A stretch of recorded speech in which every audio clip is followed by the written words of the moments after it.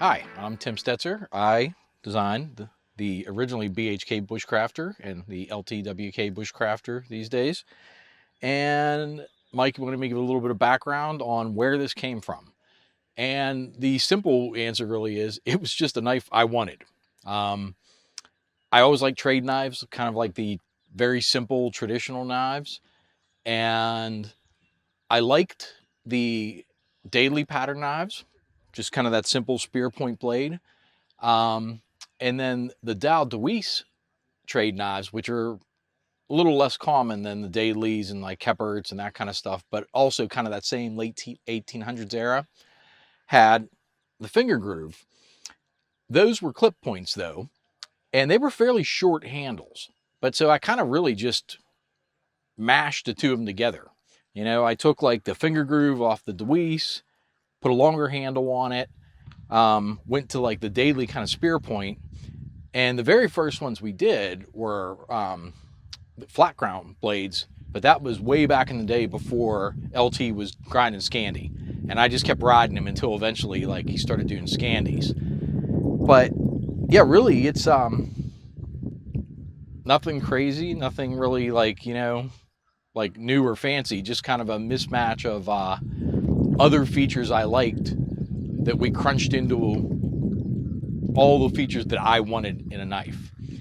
And those first ones too, one of the things I really liked was it was all recycled materials. They were made from old saw blade steel.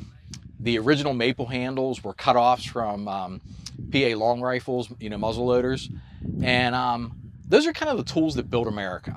Sawmills, the early frontier rifles and everything.